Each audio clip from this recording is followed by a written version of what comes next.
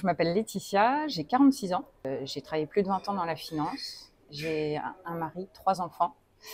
Et aujourd'hui, je profite de ma deuxième vie. Il y a quelques années, vous avez fait un arrêt cardiaque chez vous, où vous êtes effondré, je crois, dans la cuisine, et vous avez été sauvé. Est-ce que vous pourriez nous raconter un petit peu ce qui s'est passé? Ouais, donc c'était en 2017, j'avais 38 ans et je décide de partir déjeuner avec les enfants et mon mari chez mes parents. Et là, je vais aider ma mère dans la cuisine. J'avais un plat dans la main et sans prévenir, sans aucune alerte avant, j'ai lâché le plat, je suis tombée par terre. Sur le coup, ils n'ont pas compris autour. Ils se sont dit c'est peut-être une crise d'épilepsie, bon, ils ne savaient pas. Et puis très vite, mon mari a vu je respirais plus. Donc il m'a installée et il a commencé le massage. Pendant ce temps, mon père essayait d'appeler les secours. Mon mari avait déjà commencé le massage à sa manière, parce qu'il n'avait pas forcément fait récemment les gestes premiers secours, mais il a fait comme il le sentait. Et au téléphone, les secours l'ont aidé à tenir pendant 15 minutes, le temps que les secours arrivent.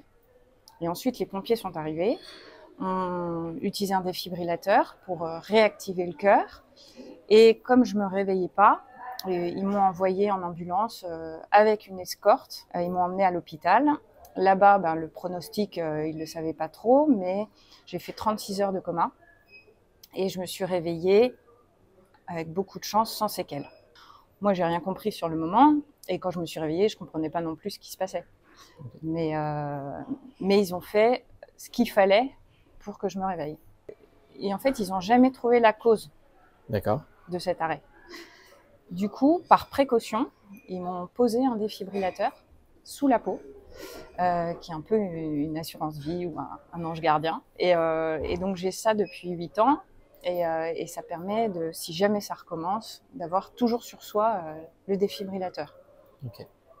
Ils n'ont pas trouvé la cause parce que vous n'aviez pas de facteur de risque particulier. Vous pensez que ça aurait pu vous arriver de faire un arrêt cardiaque à l'époque? Pas du tout, parce que donc, j'avais 38 ans, j'avais pas d'antécédents, c'est-à-dire que pas de cholestérol, je fumais pas.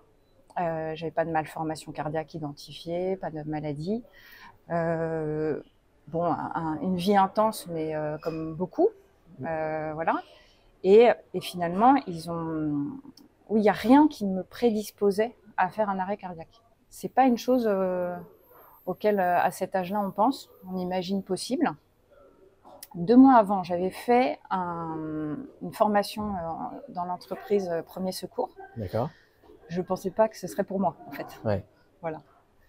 Et votre mari, il avait été formé? Je crois pas, ou peut-être jeune, il l'avait fait, mais c'était pas récent. Mais il a eu le sang-froid et l'instinct de le faire, et je crois que vraiment d'appeler les secours, ça aide aussi à se dire oui, vous faites les bonnes choses, oui, continuez.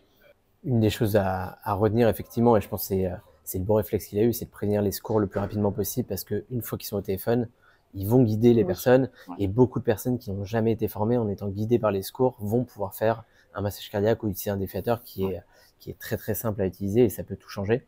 Donc effectivement, tout commence par ce côté, avoir le bon réflexe, et je pense que là, dans l'histoire, dans votre histoire, ça a commencé surtout par votre mari qui reconnaît que vous faites un arrêt cardiaque et qui prévient les secours. Oui, vous voyez que je respirais plus. Ouais. Donc il y a déjà ça d'identifier est-ce qu'on respire ou pas.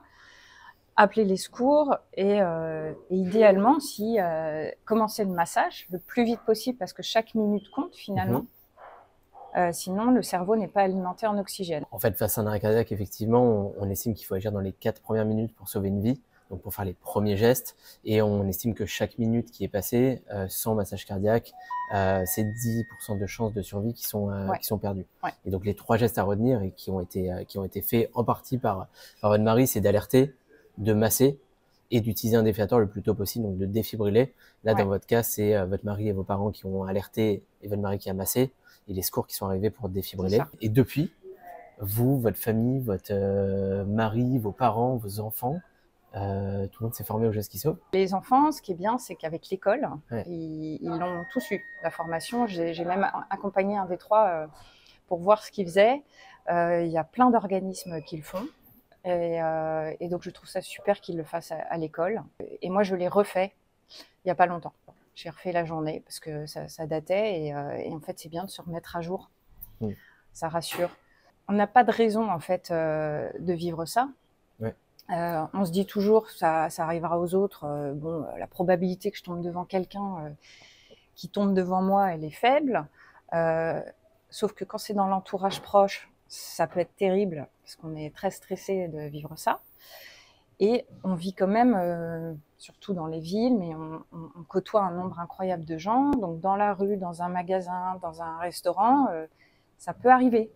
Et finalement, il y en a beaucoup plus qu'on ne pense. C'est peut-être rassurant de se dire, je sais quoi faire, parce que bah voilà, on culpabilise moins et puis on est moins démuni face à la situation quand ça arrivera.